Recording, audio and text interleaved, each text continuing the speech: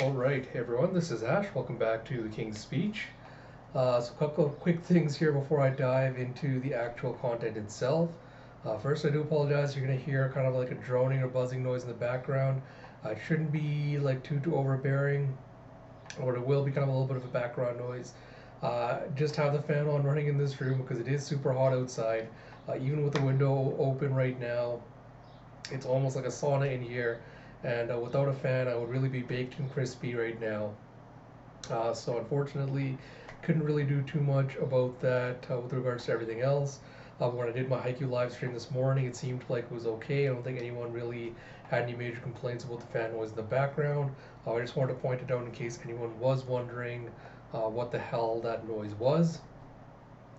And then the kind of second thing before I dive into the main content itself is initially I had planned to do this as one long video covering a lot of topics, but having thought about it and thought about what I want to do with these videos and what I want to get across, I decided it'd probably be better to split it into two separate parts just to kind of break it up a little bit so it doesn't feel overwhelming. The nuances of this conversation aren't lost.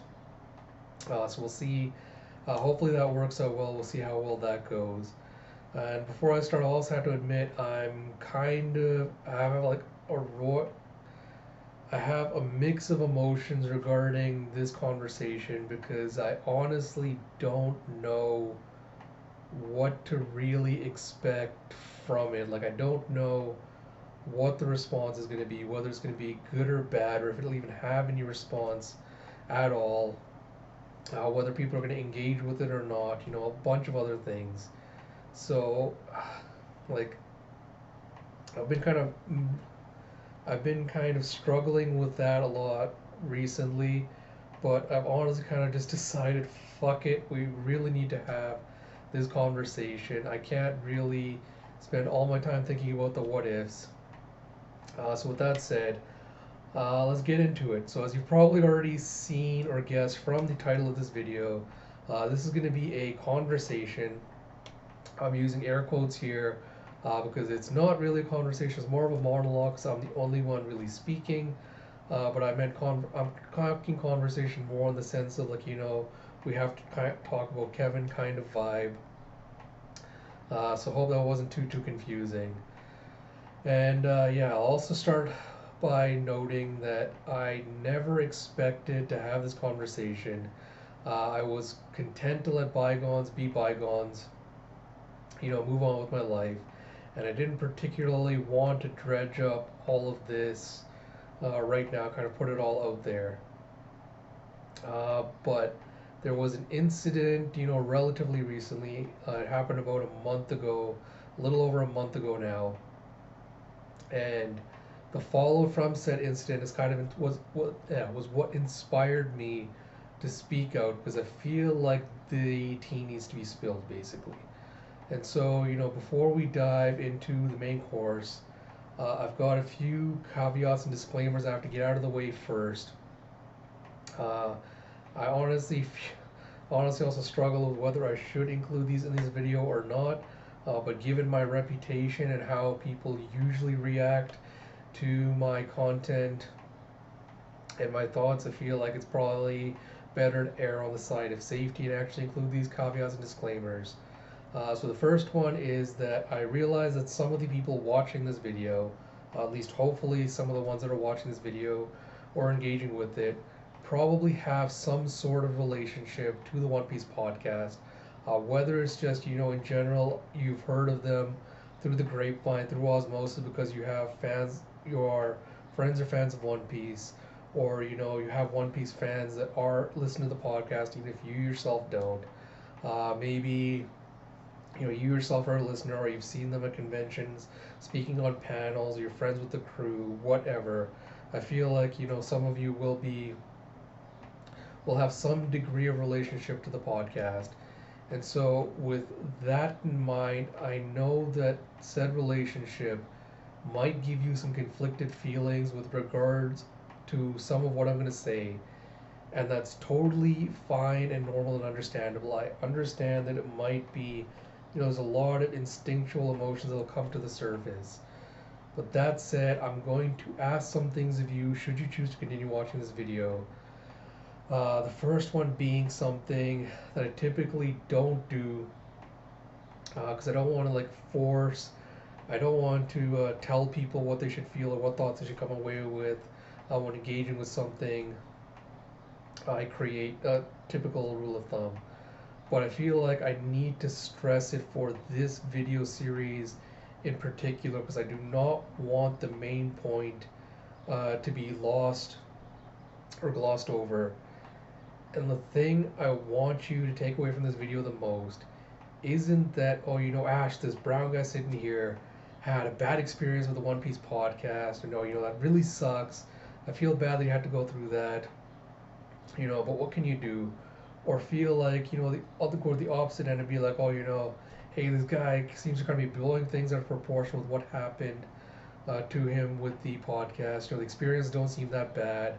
It might have been a little bit unprofessional or sucky, but it's no reason to kind of dismiss or diminish them like this.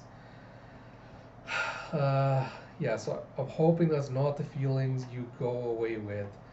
And I'm not gonna try, like in this video, I'm not gonna say that my entire experience with the One Piece podcast was completely shitty and terrible the entire time, that I didn't enjoy any of it, or that it was a complete waste. I want to stress that I really did appreciate the opportunity they gave me as a fledgling writer, and and the access to the friendships and things it gave me. Once was access to the friendships it gave me once I became more involved in the fandom over the years since I joined. And so, yeah, so I want to stress that none of what I'm going to talk about is meant to discredit the positive aspects of my time there. But I do not want that to distract from the fundamental issues that need to be addressed. And that issue is how insidious and problematic conditional white allyship is in a fandom. Like any fandom, this applies obviously, but for the purposes of this video, I'm going to talk about the One Piece fandom especially.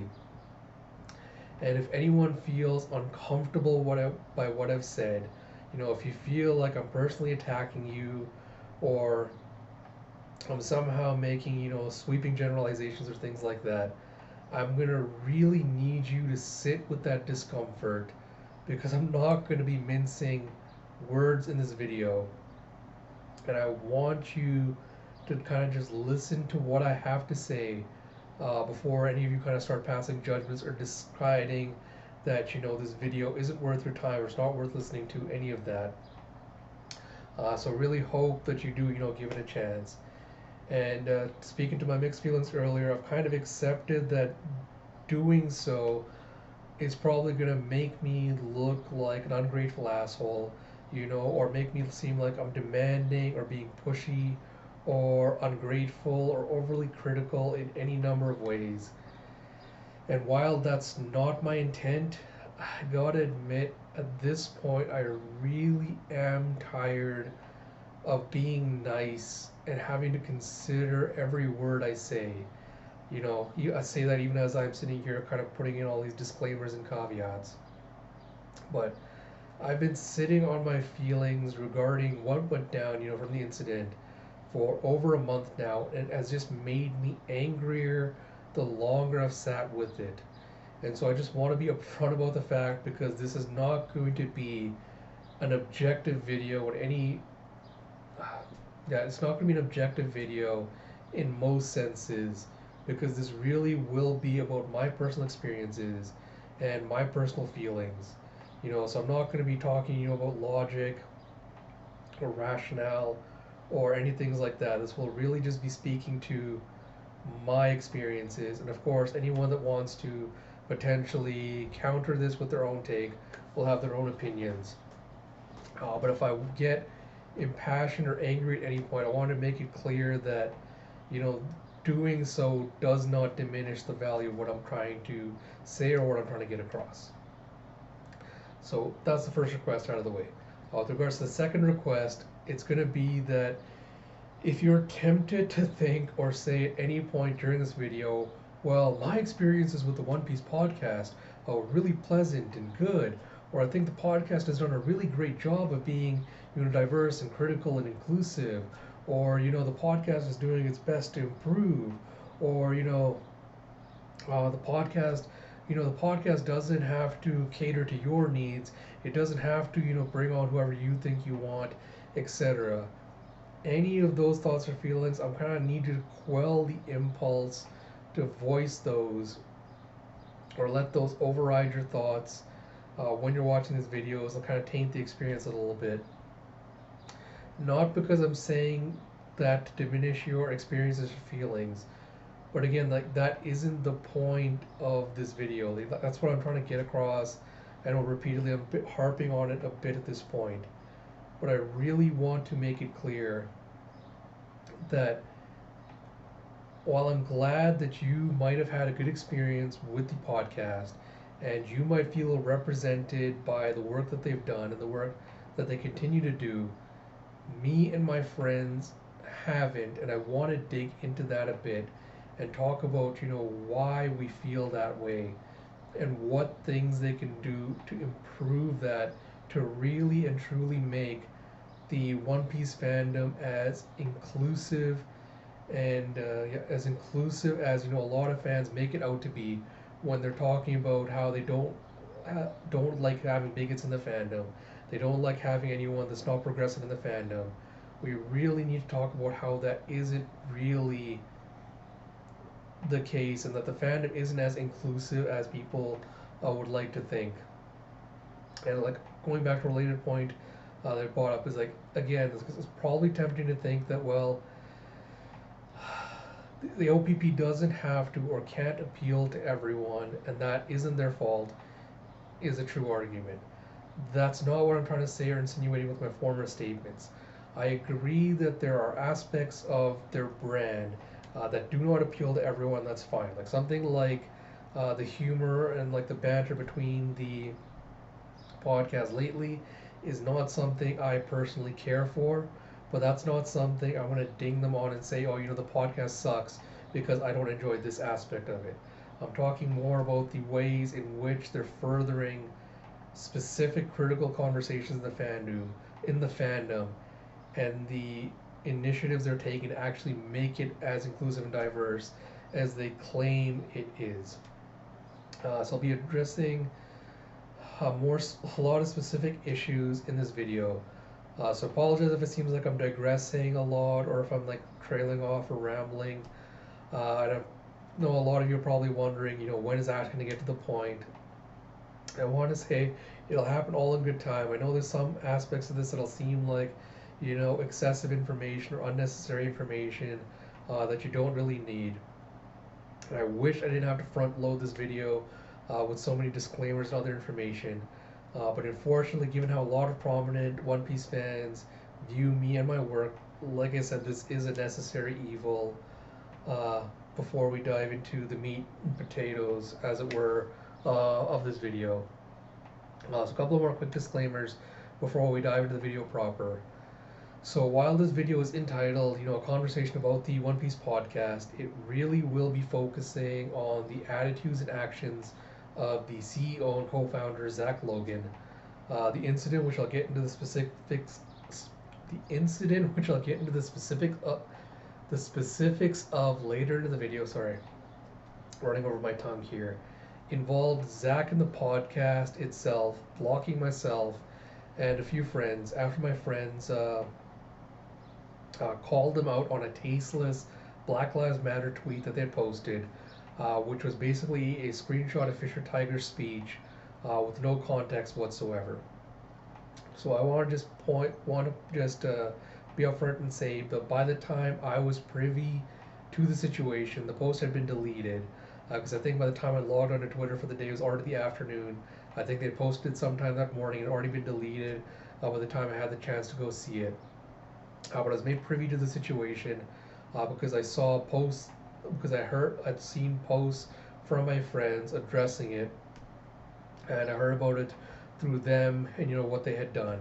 And so I basically commented on, hey, so I basically commented saying, wow, the OPP, the One Piece podcast, I shortened it to OPP a lot, basically showed their asses by posting something insensitive, you know. And so Zach apparently took offense and blocked us. And the reason I know it was Zach in particular is I heard about it through other mutuals later on through DMs and things. And I don't think it was also a coincidence that, Zach also blocked me on his personal account at the same time the One Piece podcast also blocked me on the main account. But yeah, so that's a TLDR version, which I'll dig into later in the video to kind of examine the nuances of.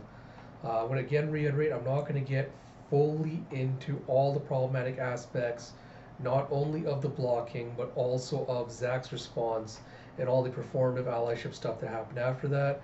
That'll be saved for another video because I think that's really important and I want to dive into it properly and make sure I'm not leaving out any pertinent information. And yeah, so that'll be another video to kind of dig into the nuances of. And I want to also say before we get into this that I'm not angry at Zach or the podcast for blocking me. That's not the main issue of this video. Is not, oh, hey, Ash got angry because the podcast blocked him and how dare they had no right to do that. That's not what I'm saying. You Anyone is free to block anyone at any point in on Twitter. You can block anyone for whatever reason you like to improve your experiences in any way. That's totally valid. But I want to stress that we really do need to look at the reasons behind why Zach blocked myself and my friends specifically in this context and what it means in larger context of what he's been doing after that. And again, kind of the old topic of white allyship. But again, that'll be for another video. I'll get into the specifics of that later. So, yeah, with that said, I also want to state that this video is not meant to, cancel the One Piece podcast. I'm not saying that, after listening to this video or watching my thing and hearing my thoughts, that everyone should stop listening to them or supporting them. I do not have the power to force you to do that, nor am I going to tell you that you should be doing this, and I'm not going to be like judging you. Well, I'm not going to really be judging you if you continue to choose to support them in whatever manner. What I am going to ask you to do though is consider supporting other One Piece content creators, whether it be fanfic writers, whether it be artists or YouTubers like myself that do reaction reviews, analysis videos, things like that. And I want to stress, if you're doing this, especially support the ones that are critical of the series, because this is a conversation that really requires a more nuanced video to kind of tackle all the intricacies of it.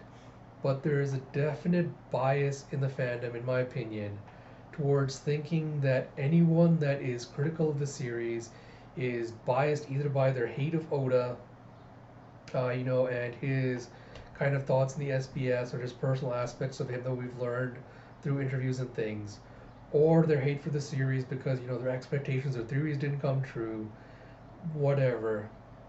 And because of that, the criticisms are invalid because they're not being objective. That's a whole other thing to get into because again, I cannot cover all the nuances of that in this video, but I want you to consider engaging with these critical creators and actually listening to what they say, because I feel like the conversations they're trying to push, myself included, are necessary and relevant to the fandom, and we need to be promoting more of them rather than just trying to promote what I'm going to kind of tentatively term toxic positivity, which is the idea that you should only engage with people that have posed positive reactions or thoughts to the series. Again, another disclaimer, I'm not saying that you cannot sorry another disclaimer, I'm not saying that you can't that you should choose. Fuck, what am I trying to say? Sorry. So what I'm trying to say is that I'm not forcing you to engage with these critical thoughts. You can engage with whatever aspects of the fandom you want, but you do. I think fans really do need to find ways to distinguish between the fans that do have baseless hate for the series and baseless arguments, which in my opinion are relatively easy to identify, versus the fans that are actually presenting, critical analysis and thoughts that should be explored and talked about with regards to how people consume media and like the themes and topics in it. So that's really all I'm trying to say with that is just try to be more aware of what the person who's posting critical thought is actually saying, and don't be really quick to just kind of dismiss or judge them if what they're saying kind of doesn't jive with what you yourself feel about the series. Uh, but yeah, think final last disclaimer before we dive into the content proper is that I'm not really going to be providing receipts unless necessary. I'm going to refer to specific events and I'll do my best to include dates, times, when it happened. But what a lot of what I'll refer to with regards to the incident will be somewhat vague to protect the privacy, confidentiality of my friends who were really incredibly supportive and did their best to kind of educate Zach on his missteps, and I'll get to that point later. And to be honest, yeah, I'm angry and annoyed that they had to go to such lengths to do that, and especially with what his response to their efforts was, but that's saved for later in the video. But yeah, so disclaimers, and I won't be providing receipts. I do have some saved in case I do need to pull it up just to back up my claims in this video. But hopefully that won't be necessary. But we'll see. So yeah. So a couple more things. So before we dive into the incident proper, I'm going to provide some background context about my One Piece fandom experience because it kind of directly ties into my time with the One Piece podcast. And so with that said, the main focus of this video will be on really exploring the background of my time as a editorial writer for the One Piece podcast. I'm not sure how many people actually viewing this video know that I even used to write for them or not, or have actually read any of my work, but that's really neither here nor there. And then the second one, so this one will really dig into the background of the incident and dive into a few of my thoughts and feelings regarding that. And the second one, which I still haven't decided when the second one's going to come out yet. I'm going to have to do some more work on that to kind of get prepared and get all my thoughts out. The second one will dig into the problematic aspects of Zach's response. It'll talk about the conditional nature of white allyship, as I alluded to at the beginning of this video, and it will really be talking about how to make fandoms more inclusive and welcoming spaces, and how we can promote more critical thought in fandoms in ways that fans can use it to engage with a series rather than seeing it, as either crapping or shitting on a series, and start viewing it as more as, here's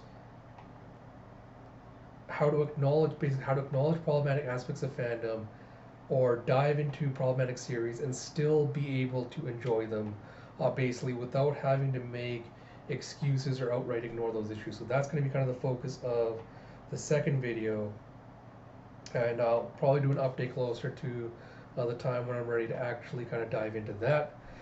So with all the introductory disclaimer stuff out of the way, let's dive into the meat of this video proper. First beginning with my background as a One Piece fan. I think I've talked about this in a few videos before, or at least alluded to it, but I'm just going to reiterate it here for those of you that aren't as familiar with it. So I've been a One Piece fan for roughly about 12 years now, having caught up with the series in, I want to say, about late 2008.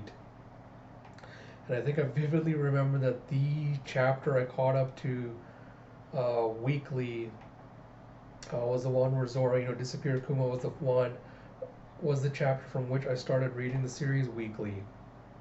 And it definitely came to me at a time, where I was at my lowest point, and it really did have a major impact on me in ways that I can't really fully articulate in this video, without more time and everything. Suffice it to say that, the series has had a major impact on my life. I still have a lot of love for it today, despite my more critical outlook on it now. It's really introduced me to some of my best friends online, and I really appreciate the series a lot for that. And so, yeah, so I've been a long time fan, and I spent a lot of my early fandom time kind of lurking on Reddit or other forums, just kind of browsing more so than actually trying to interact.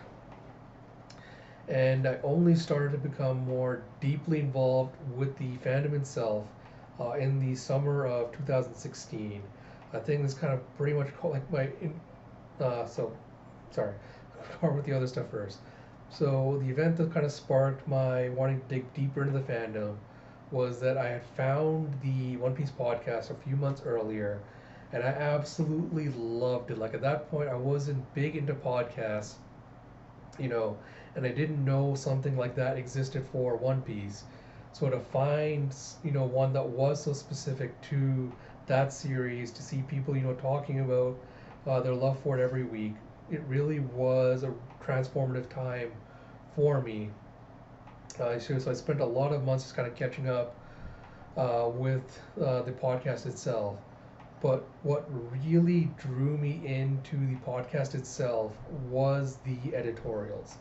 I mean, when I was reading those, I felt like it was the first time I saw people that were, or I saw other fans that were able to articulate the appeal of the series so beautifully, and it inspired me to get more involved in the fandom because up to that point, I had a lot of thoughts kind of percolating about, the series, the characters, and my like love for it, and seeing, the editorial writers kind of splaying it on the page, combined with my own kind of passion and interest in wanting to write coming to the forefront, it kind of really did mix into this explosive mode. Me being like, all right, I want to get involved in this somehow. How can I start doing this?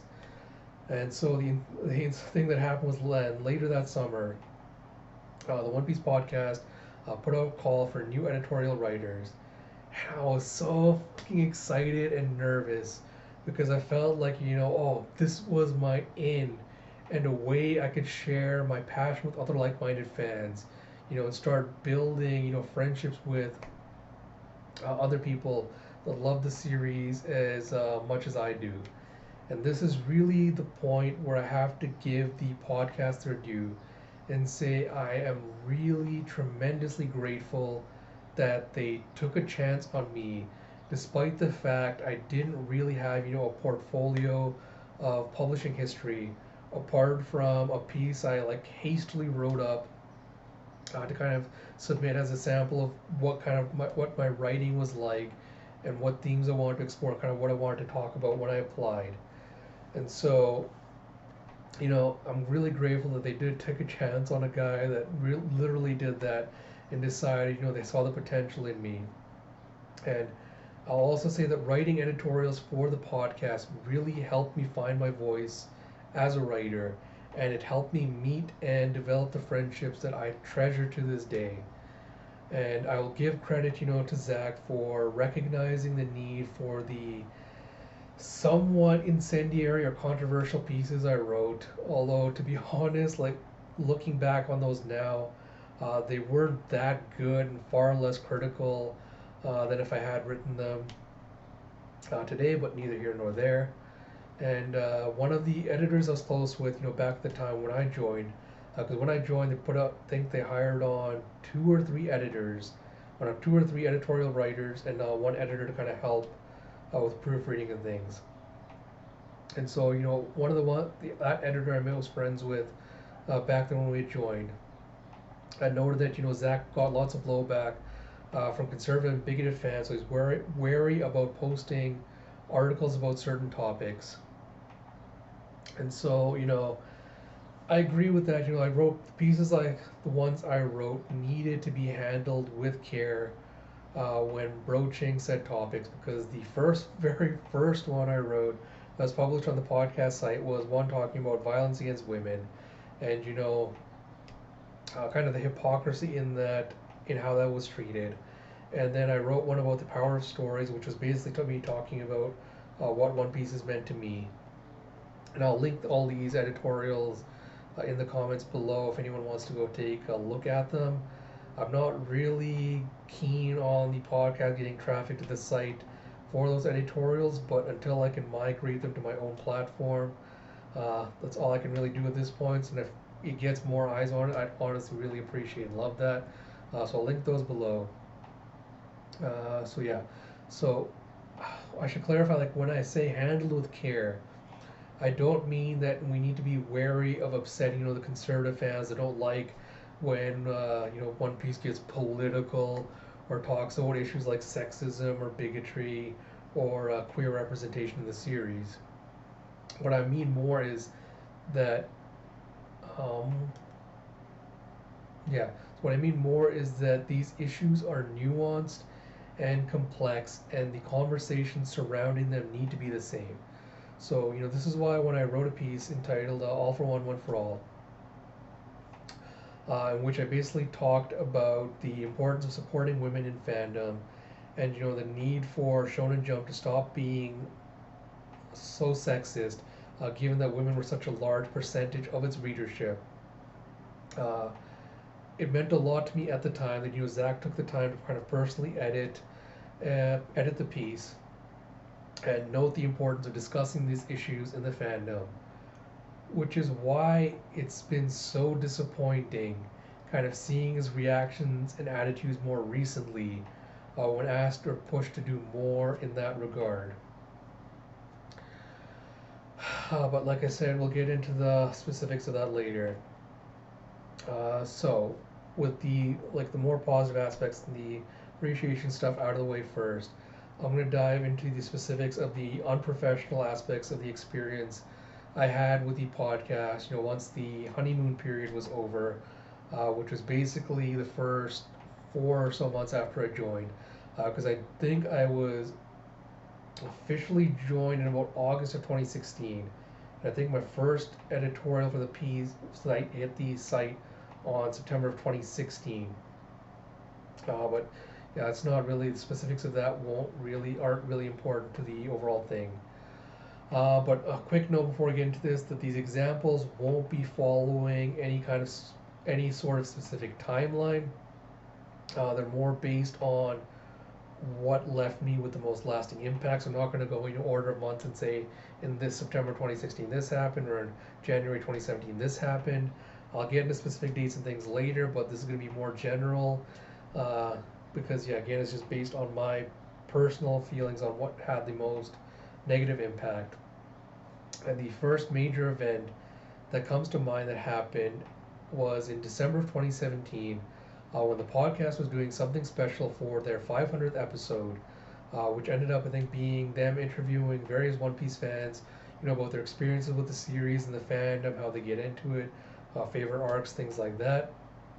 I was super fucking pumped for that, because it had been a long-term goal of mine when I initially joined the podcast, to eventually be on the podcast proper, kind of talk about the series on there.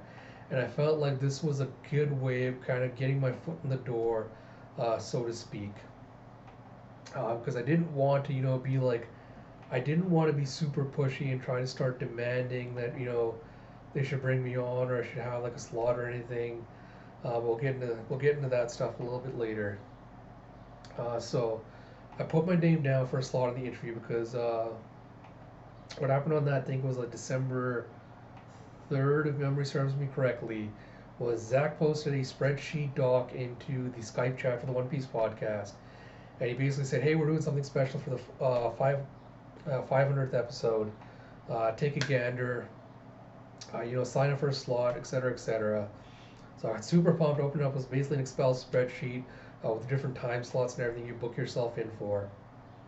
So I put my name down for a slot, and I went and ordered a new mic and a headset, and I waited for the day to show up. So I tried confirming that they saw the slot. So I got confirmation. Hey, am I booked in for this time? I've got it parceled out and everything, and I got no response. I was like, all right, fine, no big deal. Figure they're busy. Probably got other stuff that they're preoccupied with. Yeah, it should be fine. The day of, I'm waiting, hoping that one of them will reach out, and nada. I even believe sent a message to Zach on December, I think, either 16th or 17th. I sent a message out to Zach saying, "Hey Zach, I signed up for the slot. I just wanted to know if you guys are ready for me. You know, hoping for some kind of confirmation, response, something." Nada. And yeah, so on the day of, I sat there, I think, for almost an hour waiting to try and see if, they're running late or something had happened, to see if I'd still get my chance for my slot. And bupkis. I was basically sitting there being pretty damn excited because I'd gotten so excited and enthused, thinking, this would be such a great opportunity, such a great chance, and nothing happened. And it got even worse when looking back at Skype. It has those little notification things where it shows a little icon showing that someone has seen your message, that they've read it, whatever. And Skype showed me that Zach had at the very least seen me saying that I'd signed up, was excited on the day, and was excited, on the day that he had posted the spreadsheet with the sign up slots. And, it just kind of duck off water's back. I never got like an explanation or a confirmation or anything like that. So I think that one was the first experience that really stuck out to me as a major disappointment, and it really has stuck with me for a long time since then.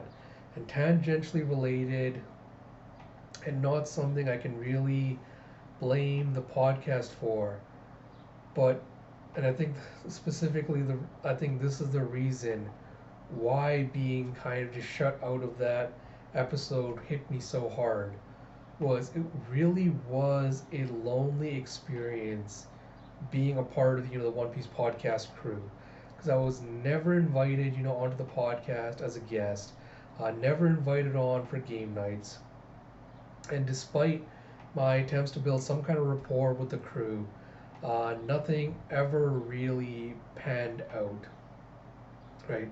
Like, huge disclaimer, of course, that I'm not saying friendships or camaraderie or relationships can be forced, or that the podcaster need to maintain anything more than a professional relationship with myself. But I can't even claim that they even did that much for me, that they maintained a professional relationship with me, or that they gave me the sense that my work for them and my contributions to the site were valued and important in any respect. And I don't want this to be taken as me saying that I didn't make any friends at all, or none of the podcast crew were welcoming, etc.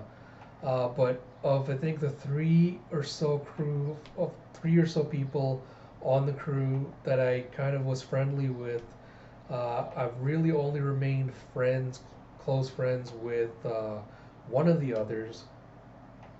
Two of them decided they did not care for my radical criticisms or opinions anymore, and that I was basically being a downer, which is completely their right, of course, their choice. But yeah, so they basically, those friendships basically fizzled out, and so so those fizzled out, and I was basically left on the crew by myself.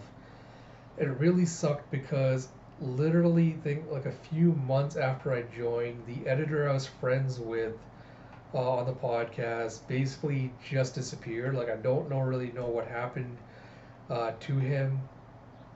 Life got in the way, something else happened. He just couldn't make the commitment or whatever. Like if there's some kind of other falling out. So that was kind of a disappointment because I was I really liked him, and he was one of the first people that was really supportive of a lot of my early work, which really did again give me the confidence to kind of find my voice.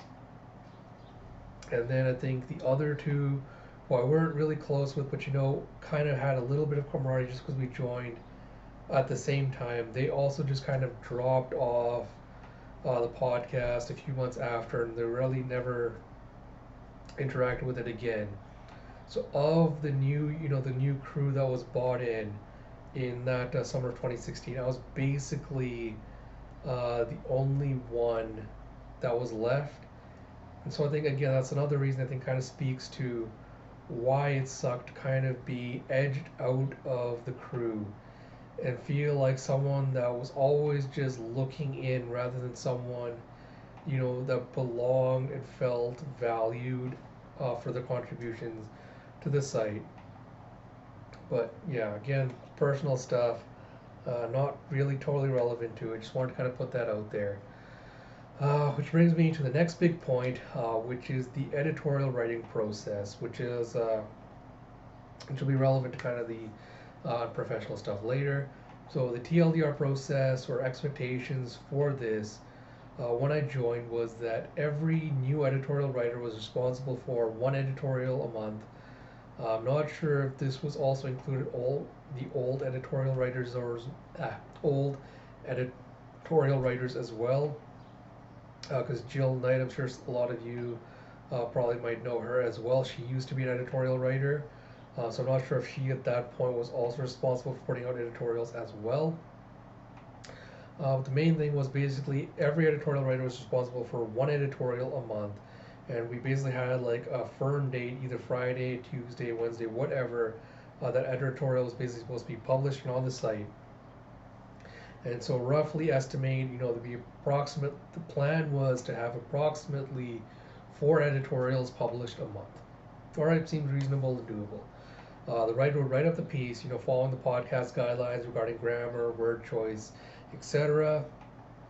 Then we post basically a WordPress link to the Skype chat and ask an editor to proofread it, make sure there's no major errors or mistakes, kind of conform to the format and things that we were expected to conform to. And then, given if everything was right, no major changes were required, editors would publish and put it on the site. Or if there's major changes, they might ask you to fix some wording or expand on some stuff like that. Or they might just do the minor changes themselves and just note stuff for next time, whatever. Went onto the site, pretty standard kind of MO. So in December of 2016, I wrote a piece on problematic relationships and sexual assault in One Piece, which is the one entitled "Paying No Attention to the Man Behind the Curtain," which Zach edited personally. Which Zach personally edited, which at the time, given the nature of the piece, was understandable. Because given what the other editor told me about how he gets blowback for things like this, I understand why you want to be careful about publishing something like that. Just give me a sip of water for a second. Although I do want to note that at first he was staunchly opposed to publishing that piece, and I can't speak to whether that was because he didn't want that topic broached or because he felt like I wouldn't broach the topic in the way that it deserved. So I can't really speak to that, but I do want to note that at first he was kind of completely against publishing the piece. But I do appreciate that he did come around to it, even though I would say it's arguably my worst piece to date. But again, I'm glad he published it, and again, I'm reiterate that it's the disappointment again that given he did kind of understand the need for these kinds of conversations and the need for pieces like those, how he's been reacting lately. But that's a point for a little bit later. But I guess the thing I want to kind of hone in on this is that after that, I feel like he wanted to keep an eye on what I was writing for the site, which wasn't really a big deal and didn't really cause too many problems for me personally until about mid 2017. Because of January, like January to say Marchish 2017, I wrote more theory editorial pieces rather than like critical analysis ones. So I assume there wasn't like anything too controversial or problematic in those that needed heavy editing. But yeah, I think that's what makes this next bit a little bit odder and a lot more annoying. Is at the end of May 24th, 2017 specifically, I sent in an editorial for proofing. Again, it was another theory editorial. I believe this one was just my thoughts on the Reverie was coming up at that point, or been announced to be coming up, or some detail like that. And so this was just basically a theory on my thoughts on that. And so I sent it into the podcast chat, Skype chat, just asked one of the editors to proof it for me. And one of the editors was like, yeah, sure, I'll take a look at it and publish it. No problem. Didn't get an update or response, didn't see it published. So on June 4th, 2017, I again asked for an update. Very casual. I wasn't being, super demanding or forceful. I just went into the chat. I was like, hey, all, I just wanted to see if there's an update on this editorial. That was it. Just in case anyone thinks I was being, pushy or whatever. No response. June 14th, 2017, again. I gave them almost an entire week before I decided to ask them again. No response. I asked again about a week later, June 20th, 21st. Hey, is my editorial ready? Has it been proofed? Can it be published? And then the original editor that said they'd take a look said they had checked it, but Zach wanted to look it over before publishing. All right, cool. That's not a big deal. Probably wants to do some minor editing for whatever. July 29th, I finished another editorial and I sent it in for proofing again. And I want to point out by this point, I still had not had the first one I'd written back in May published, and I had not been given any update on its status, whether there was changes that need to be made, formatting, whatever. No updates on any of that. So almost an entire month passes again before I ask for another update. August 18, 2017, I asked someone to take a look again. I made some minor changes and additions to the second piece I'd written in July. And in September of that year, while I was kind of waiting for these editorials to be published, while I was preoccupied with some other stuff, and kind of just still waiting, I had temporarily helped out the news crew, publishing some articles, because I think they're short-staffed at that point for some reason. So no big deal. I dived in and helped publish a few articles during that time. My editorials finally got published in late October 2017. I want to say October 22nd, 2017 was when they finally got published. And this was almost 5 months after I'd written the first one. All right? And during this time, I also tried getting in touch with Zach regarding the first editorial I'd written, because the editor told me, hey, he wants to look at it for proofing and edits. And they even asked me, like, hey, maybe just reach out to Zach directly, find out what the status is. So I first asked of Zach about the editorial on June 21st, 2017, after the other editor said told me he wanted to take a look. No response. All right, fine. I'm thinking maybe he's busy, maybe he's got something else, he's preoccupied. Not a big deal. I gave it almost another month. Yeah, I'm trying to think back to. when I published the other one. Yeah. So almost a month later,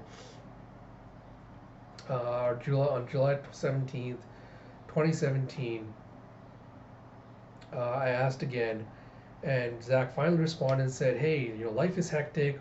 I'll take a look tomorrow." And I was like, "All right, cool. Finally got a response." He said he'll take a look. Hopefully it's gonna get published soon. Asked again at the start of August 2017. I think it was exactly August 1st, 2017. I asked, "Hey, Zach, is there an update on it?" Almost 2 weeks after before 2 weeks after I asked him before, no response. So rinse and repeat. I asked a total of 3 times in August, on the 1st, on the 8th, and on the 29th of 2017, and then again once, final time in September 19th, 2017. No responses on any of those instances when I asked. There was never an acknowledgement that I'd been asking these questions. There was never an acknowledgement of, hey, shit's happening, I'm sorry, etc. And I think that's what pisses me off the most now thinking about it, because I get that life can be hectic and that everyone involved in the One Piece podcast, they're basically doing this in their free time as a passion project. It's hard work, go to work 8 hours a day or so, come back after that, do your housework, all that, do all your other crap, and then have to, edit a podcast, keep track of like social media stuff. I get that it can be a lot. And you're not getting paid for your effort. So there isn't that much motivation outside of passion and love to really kind of put your nose to the grindstone, as it were. But that said, this was extremely unprofessional behavior.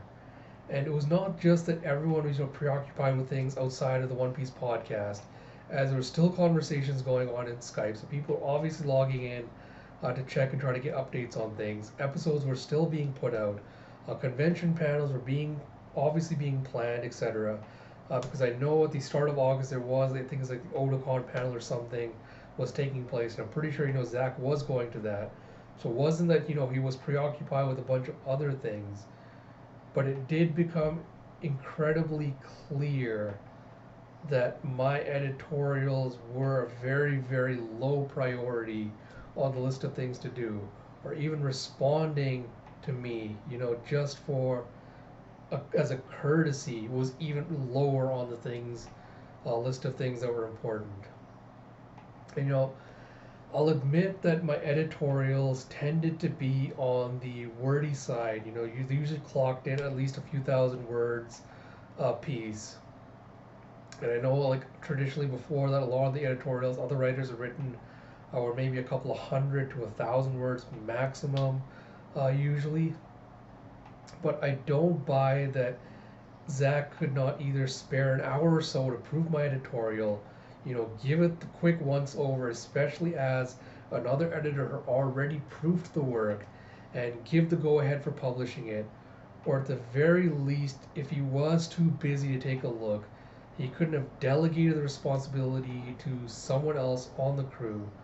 Or at the absolute minimum, bother to check his messages and send me an update just telling me, "Hey Ash, sorry, I missed your messages. I apologize, I've been busy with this. I'll likely get back to your editorial around this time once I've cleared this up." Or, I'm telling someone else to take care of your editorial and publish it. Just something to kind of note the time and effort I put into writing the piece and getting it ready, and just kind of accept a little bit of that. But I never got any of it. And if Zach had told me that, hey, life is busy, something's been coming up or something's been bugging me, I didn't even need specifics to be able to be like, oh, yeah, that's totally fine, it's totally understandable, not a problem, to be understanding and supportive of that. But the fact I didn't even warn that is what really kind of annoys me looking back on it now. And the thing I want to point to with this specifically is that no one asked Zach to take on this additional responsibility of looking over my work. That's something he chose to take on himself. And I feel like he could really have just trusted someone else on the podcast, you know, to take over that responsibility, to just delegate it to someone else and have them take care of it if he really was too busy, managing the more complex aspects of it. But he couldn't be bothered because, again, editorials weren't. Gives me the feeling of my editorials weren't worth it, and that's going to be a point I want to get to later in this because relates to something very specific. Yeah. So yeah, but it really, really sucked that my efforts and my passion felt like they weren't worth anything. I know at this point some of you might be thinking that while this sucks, it isn't a big deal. It's like, yeah, shit happens. Sometimes shit gets lost, shifted to the side, whatever. But there's a related item I wanted to address soon that will pertain to that specifically. Now, small digression. So 2017 onwards, I was becoming more involved in the Twitter side of the One Piece fandom. I was posting a lot more critical thoughts about One Piece at the time as I've become, better educated, more knowledgeable. And at that point, we were deep into Whole Cake Island, and I had a lot of thoughts about that arc, as anyone that knows me can attest to. And I was really pushing for better and more representation in the series, as well as learning about more social issues during this time. And this was because I could feel the absence of that kind of critical conversation on the podcast in general. And of course, once it looked like, my chances of actually being able to get on were slim, this became a better outlet for me in which I could engage more with those aspects of the series. Is of course the silent treatment I was getting from the podcast during that time was frustrating to say the least. But then in 2018, I finally managed to land a job, temp one from January of August of 2018. And this was a big deal for me because I spent years trying to get my foot in the door for a job. So it took so 2018 on, that kind of became my priority. And so I wasn't pushing out as many editorials that year. I think I only published one in January and one in April, and then one later in September of that year. But it was definitely slowing down. I wasn't as passionate about writing for the site as I was.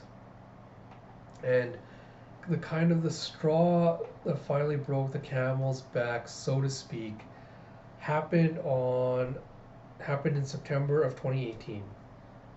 So September 19th, I messaged Zach on Twitter through DMs and said, hey, a friend is interested in joining the editorial department. Would Zach be willing to take a look at her pitch?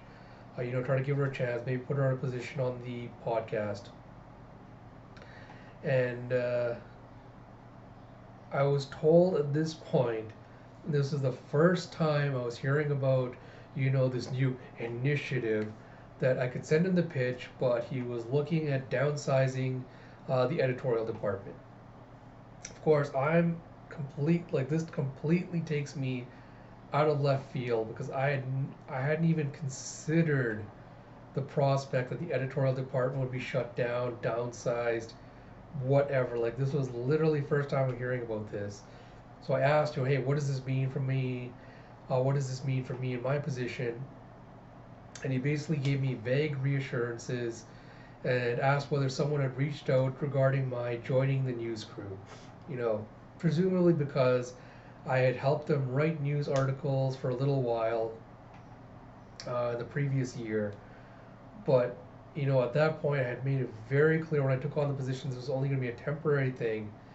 And I only wrote like 3 or 4 articles for them, and that was it. That was all the work I did for them.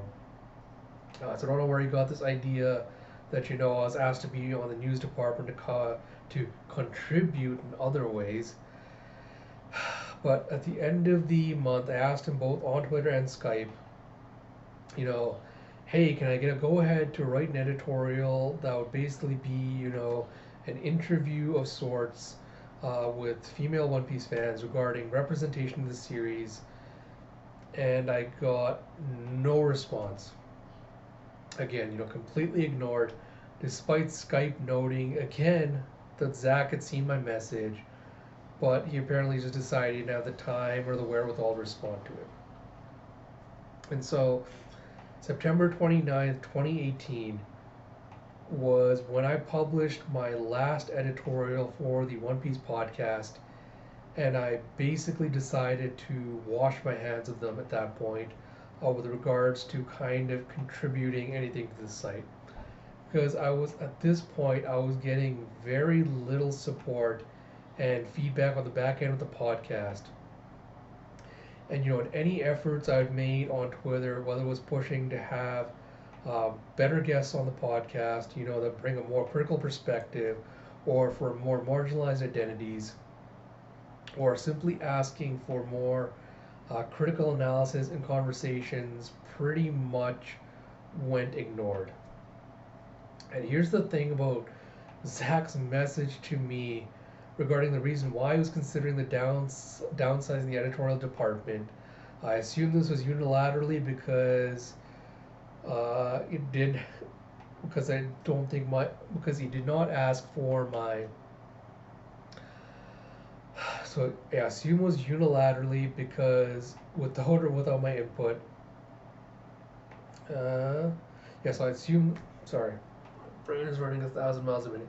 So I assume this was unilaterally, despite the fact that for pretty much all of 2017 and a good chunk of 2016 after I joined, I was the one that had pushed out the most content on the editorial side with regards to the site. From September to December of 2016, I pretty much kept to the one editorial a month expectation and pushed out 4 that year. In 2017, I think I pushed out 3 or so at the first few months of the year. And then, like I said, I had 2 more ready to go, which took 5 months to finally publish and get onto the site.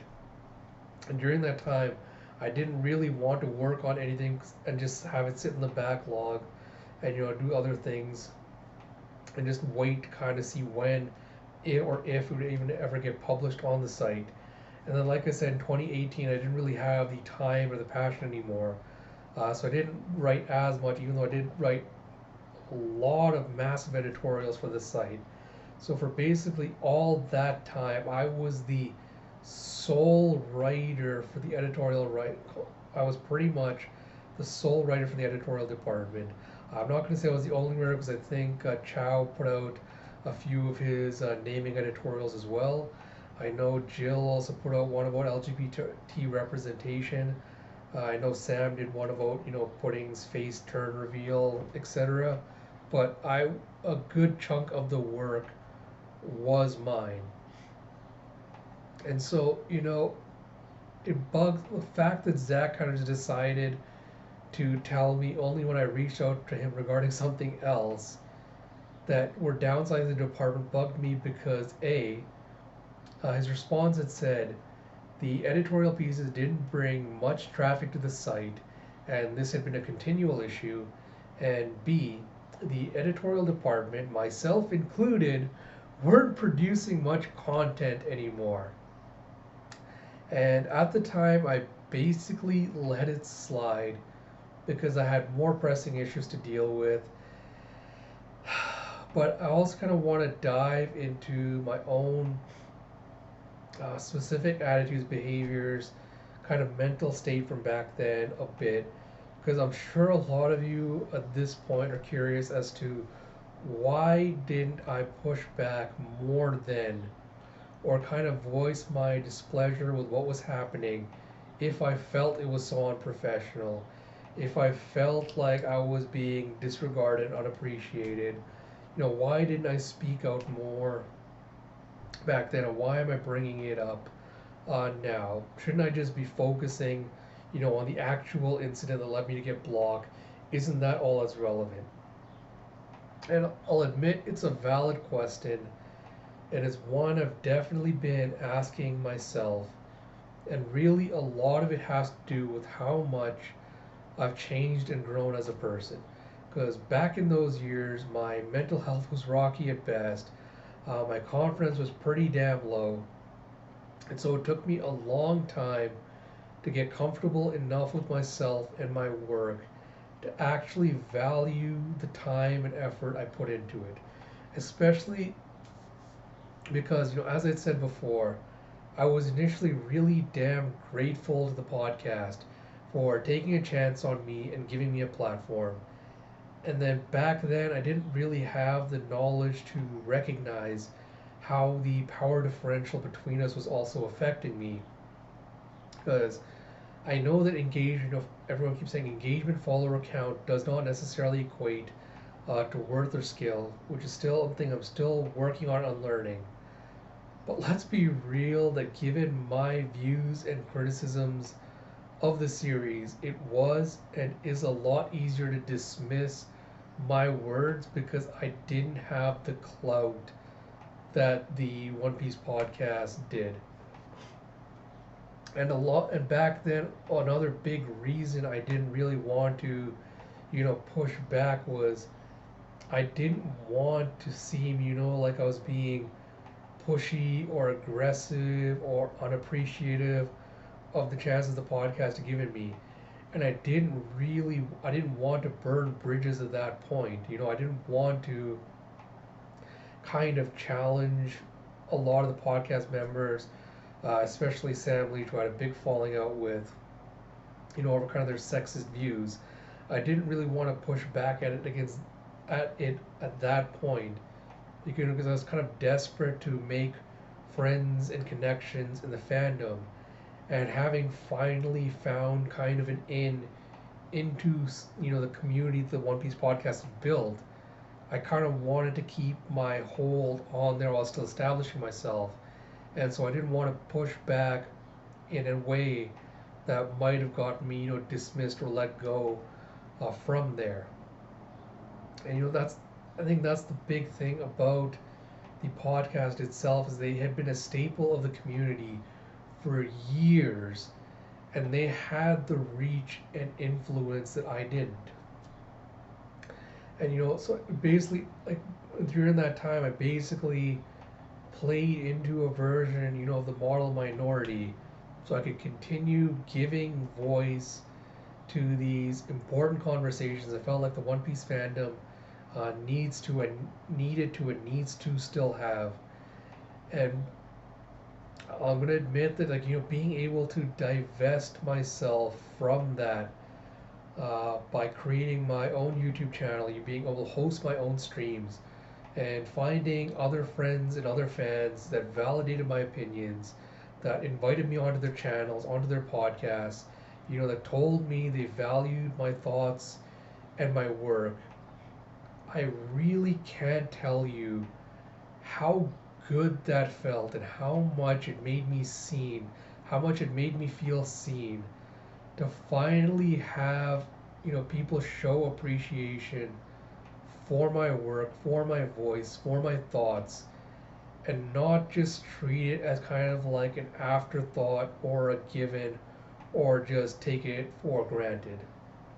And it's really only because of all the changes and improvements I've made in recognizing my own worth that I can look back now at how I was treated by the One Piece podcast and see how little my contributions and my thoughts were valued within, with how much they valued my contributions and thoughts to the site. And that's why I'm able to push back now and call them out on their behavior, because it's become clear that things haven't really changed much. Like, Zach's allyship is performative at best, and if the One Piece podcast really claims to be as inclusive and diverse a fandom, or at least if they claim that they are creating as inclusive and diverse a fandom as they supposedly are, then they need to be held accountable when they do stumble, when they do fuck up, or when people are asking them to do better. Quick drink of water before I continue. Throat's getting dry.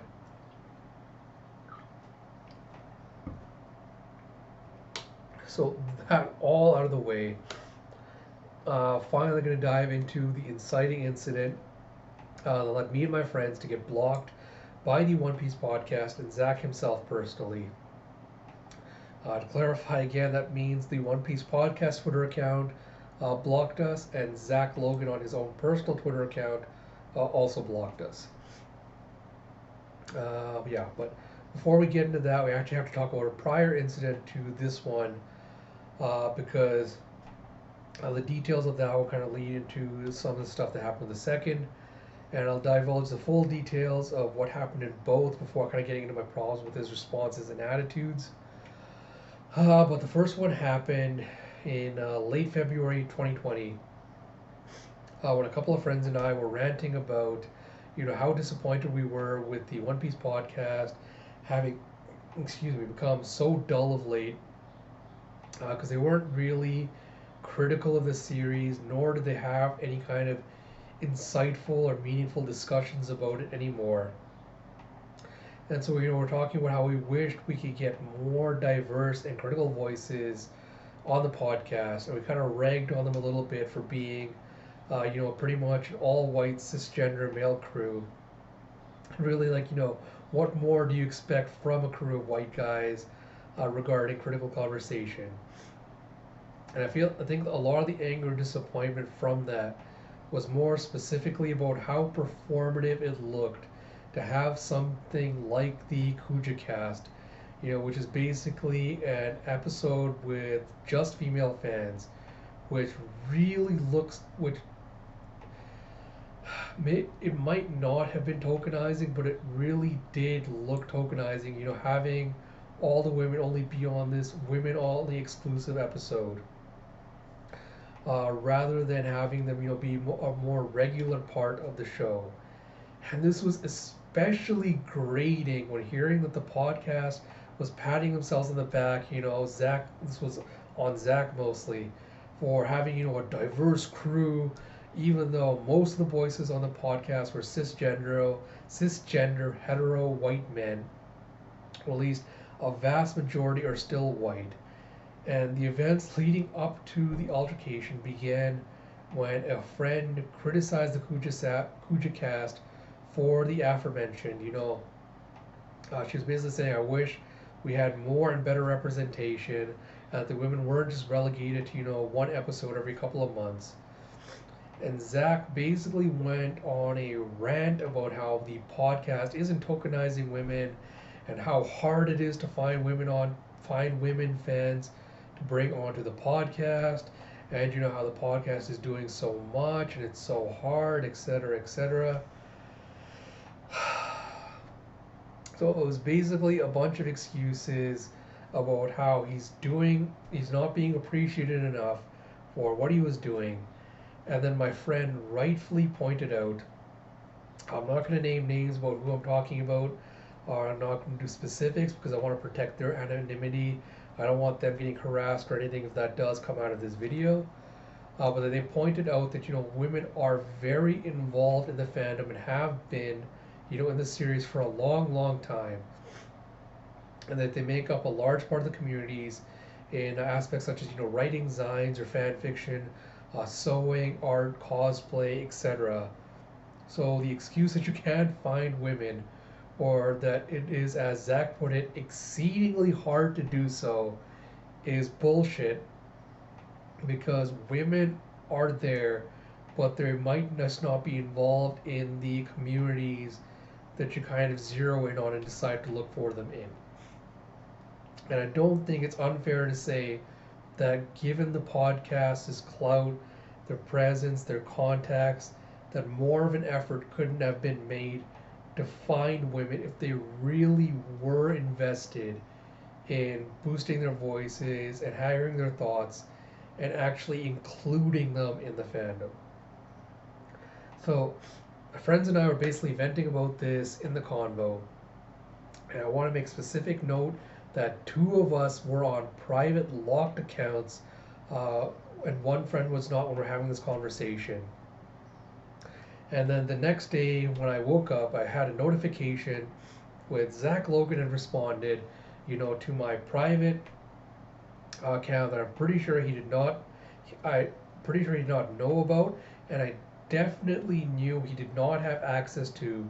So there's no way he could have seen my tweets, and I trust that none of my friends would have actually sent, screenshotted, or sent any of it to him through other channels. So I don't know how he saw it, but we basically received a lengthy screenshotted message from Zach inserted into the little convo we're having. We're ranting about the podcast. Maybe it was Twitter's shitty algorithm, showing likes, etc., from someone else across his feed. But maybe because he's following this friend, he saw the response only and kind of made some judgments based on that. Who knows? But I cannot see Zach's original message anymore because he blocked me. So I can't point to the specifics of what exactly he said in the message. But what I can gather from my response to his, as well as that of my friend, is that Zach felt we were unfairly critical of the podcast and its achievements in promoting the series, as well as showcasing insights into the work that goes into the anime manga production. And apparently, the podcast medium's limited scope meant that only so much could be done, and they could not single-handedly end sexism and bigotry, and that apparently attempting to address it opens them up to a lot of hate from certain fans, and they are apparently trying new initiatives to improve, etc.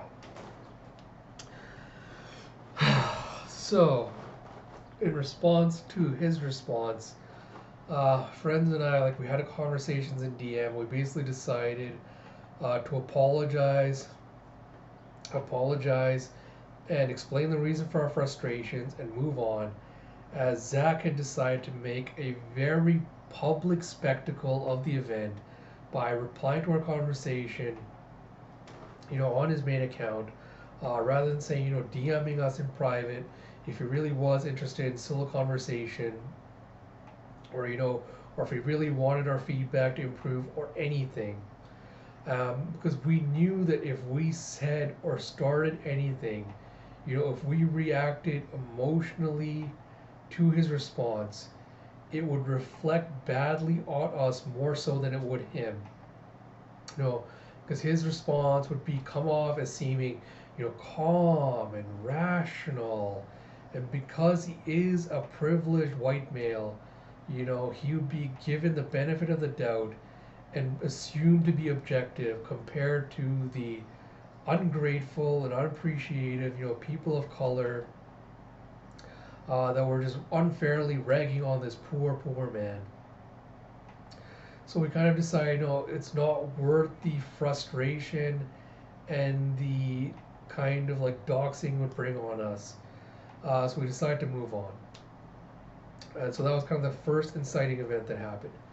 Then at the tail end of May, start of June of 2020, as I mentioned at the start of this video, I found out from my friends that the podcast had posted an out-of-context tweet, Fisher Tiger's speech, as a supposed show of solidarity for the Black Lives Matter movement.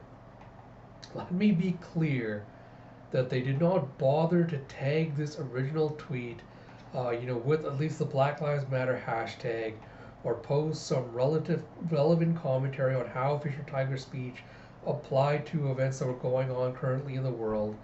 It was simply just a screenshot of the speech. That was it. So the podcast, of course, was rightfully called out by people who were angry at this performative show of allyship and solidarity, and for posting something so tone deaf.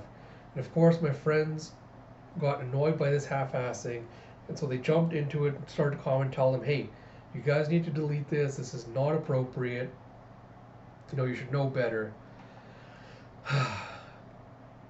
And For those of you that are kind of unfamiliar with this, I don't see how that would be possible if you're watching this video about One Piece, but a quick, I guess, kind of TLDR about Fishman Island is that the arc is problematic because it deals, not because it deals with, racism, bigotry, prejudice, all that stuff, although it does have the inherent kind of potential to be like that.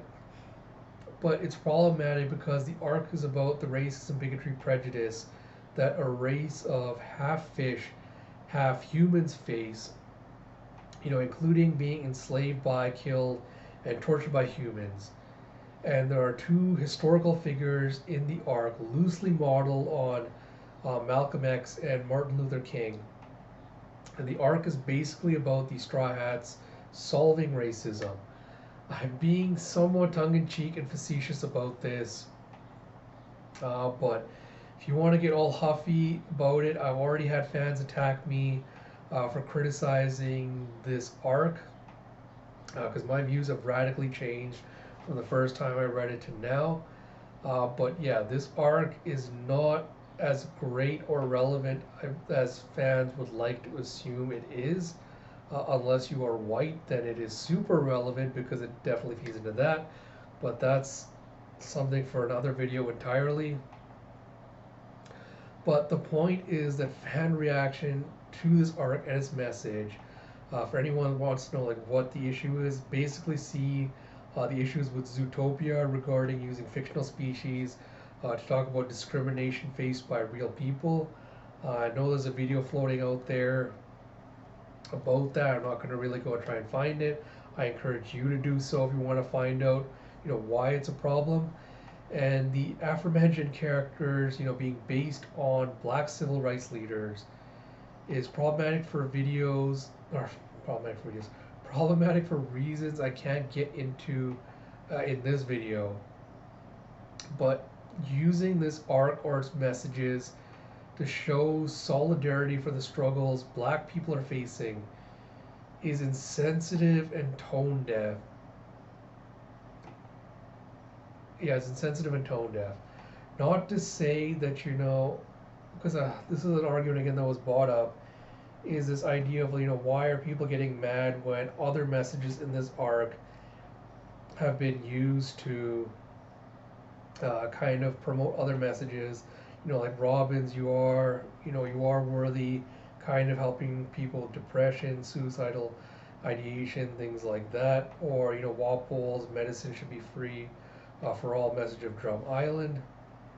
Again, I can't get into the specifics of why this arc specifically is problematic in that regard, except to say that yes, while this arc does talk about racism and bigotry and why it's bad, fans acting like it gives you a framework to understand how to overcome racism and bigotry and how systemic those issues are in the system that we exist in the real world is where that problem really stems from, is fans kind of thinking that this arc gives you an answer to how to solve racism.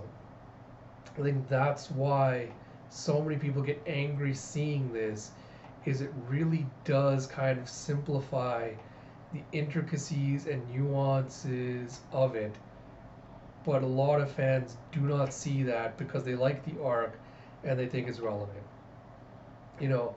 But that doesn't mean that I'm saying, they shouldn't have posted it at all, because one of the defenses Zach used was this idea of like, oh, we want to talk about, or not Zach, sorry, someone else mentioned that if you want to use, this series to talk about if you want to use One Piece to talk about this movement, at least do it well. And so my friend suggested, numerous things they could have done, including provide some commentary on the message and how it relates to the real world protests, and actually tag it Black Lives Matter if you wanted to really use One Piece to show solidarity with what was going on. And the thing is, the podcast took their advice, They hastily deleted the first tweet and posted a better one, sans the picture entirely the screenshot Fisher Tiger entirely, talking about how, freedom fighters, fictional freedom fighters can help inspire like real life ones, or like themes and stories can help you relate to real life ones, some kind of generic message like that. And while they were doing that, and I mean Zach specifically, as I found out later through mutual acquaintances, he decided to block everyone that criticized him for the initial post.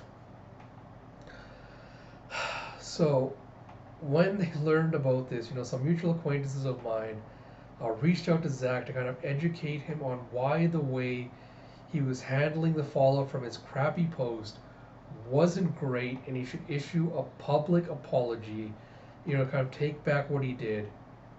And he declined. One of my, POC friends spent an hour trying to reason with him and explain why he needed to issue a public apology and reach out to the people he blocked, kind of make amends.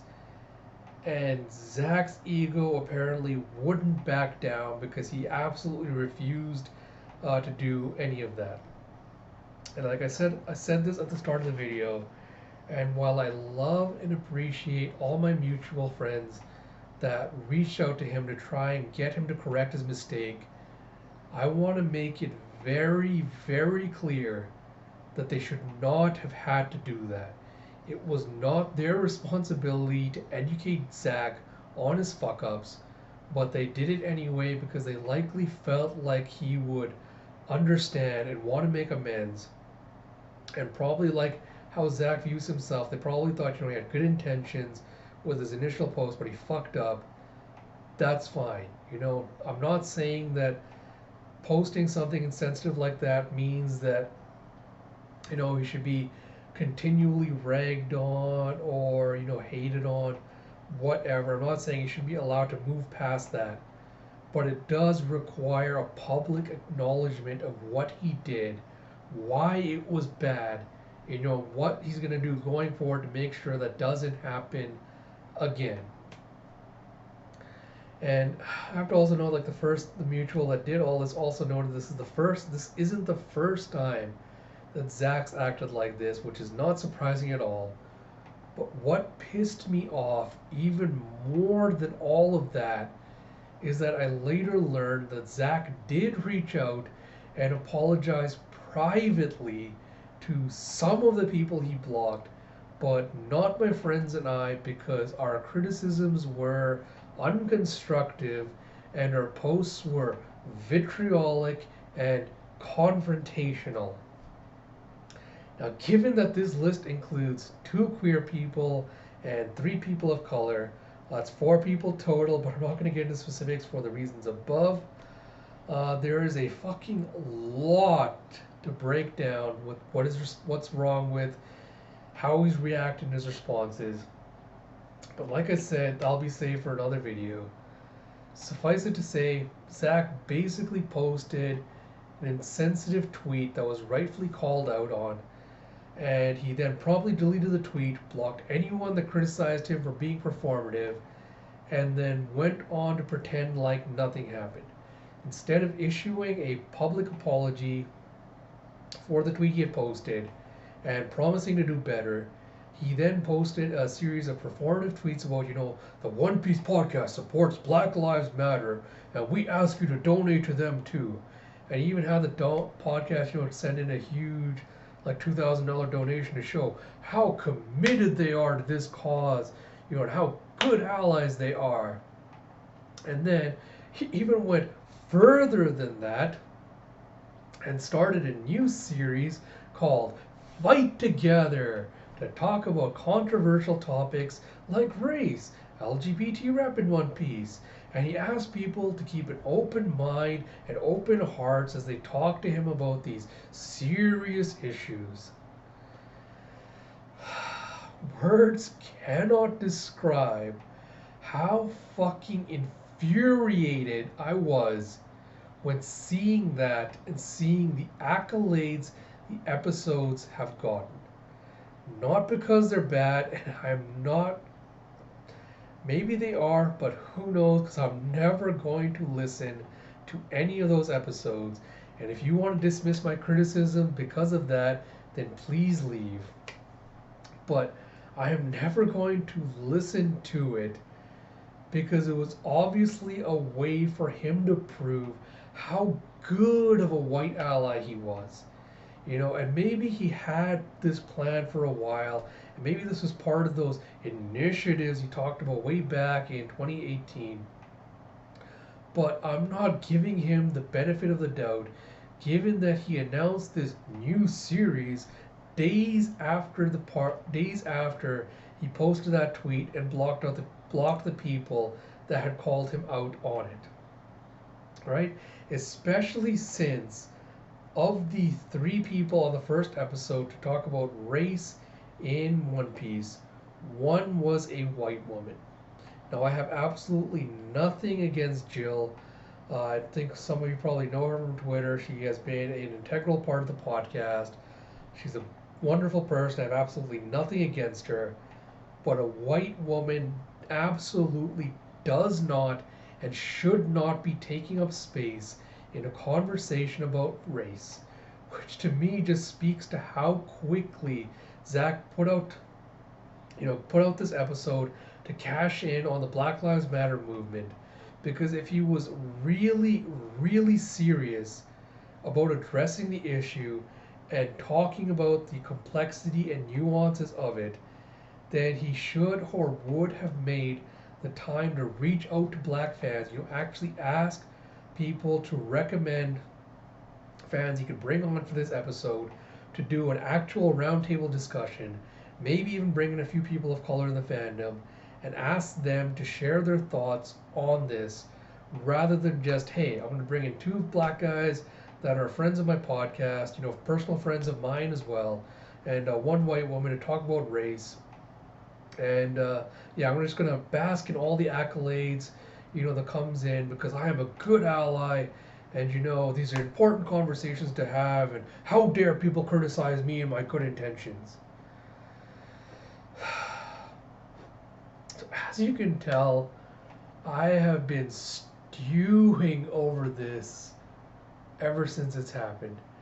After asking for a critical discussion and representation, for years, after I've talked about these issues in my editorials, in my own streams, in my own videos, Zach finally decided that it was really easy to make it happen and throw together, in a matter of days after being called out for performative allyship. But because he hit all the evidence, he deleted the tweet, he started posting about how much he supports Black Lives Matter, and he did all these donations and he kept reiterating it. It was really easy for people to overlook all of this and just start giving him, the accolades and the support and talking about how great the podcast is for doing this and how these conversations are so necessary and how it's great the podcast is finally making sure, we have them.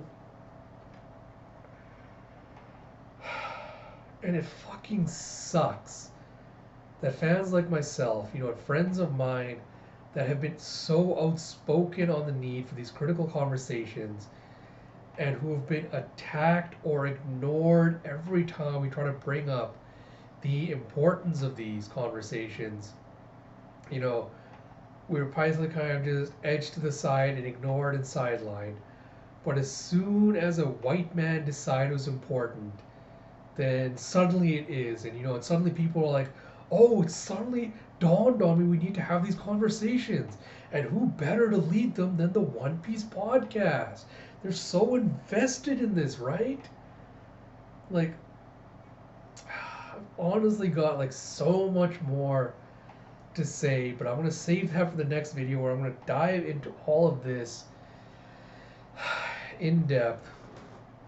And so I want to finish by saying I hope everyone took something away from this video, even if I didn't completely change your mind. If there's any lesson, that I want you to take away from this, apart from, how conditional white allyship is, is that you need to support marginalized fans in your community and uplift and boost their voices.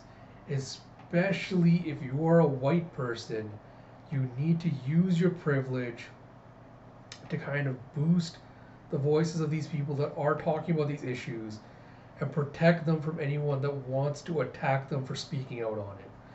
And please, please, please, please just don't limit that support to all artists only. All right? This is not me trying to be like dismissive of the work that artists do or how much effort they put in or anything like that. But I do feels like fans like myself, that do review reactions, that do critical analysis of the series, we also put in a lot of time and effort into the content we produce. And while it's not as easy or gratifying to consume as art, that doesn't make it any less worthwhile.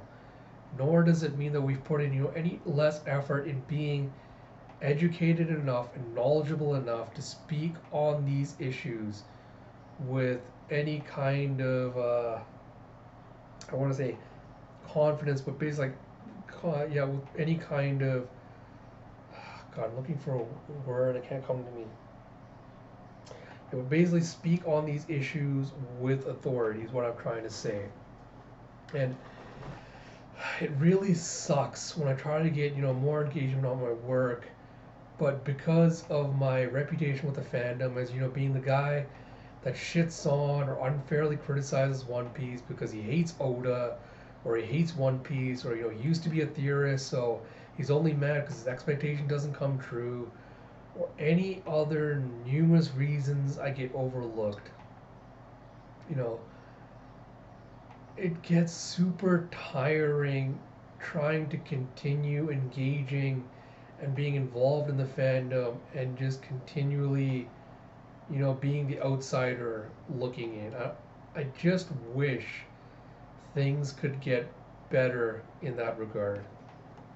I think, quick thing before I finish, because it just occurred to me that it didn't really talk about what I meant by the white allyship being conditional.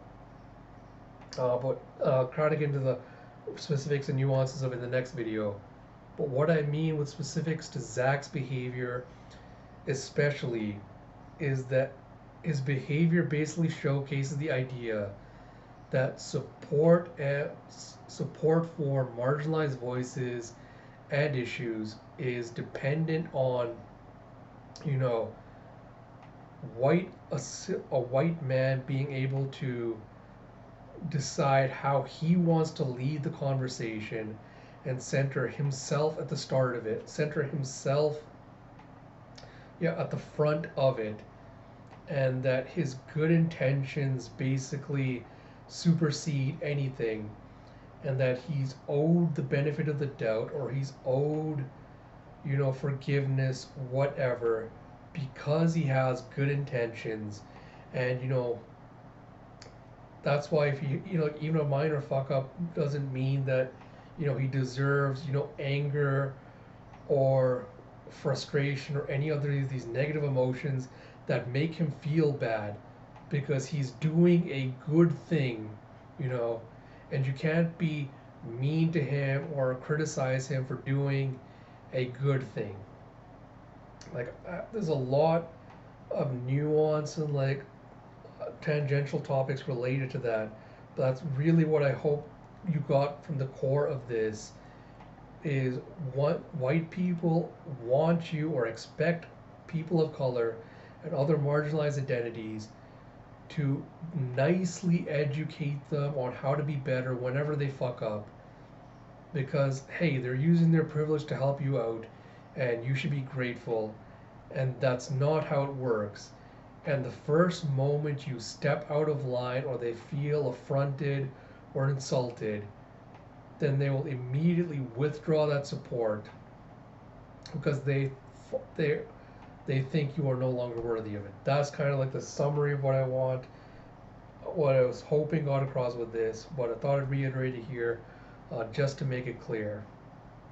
Like I said, that'll be for another video, because this one I think is already, This one's an hour and a half already, and getting into the other parts of that would make it probably another hour longer. I don't want to make it that long to get into too much, get into too much other stuff and derail the point.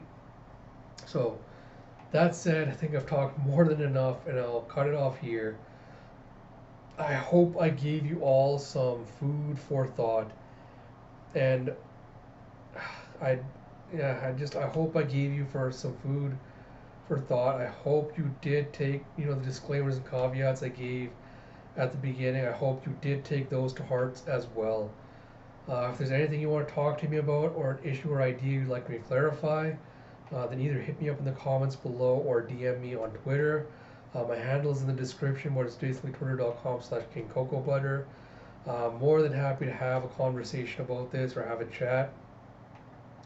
About my experiences, whatever, anything else you want to know details about.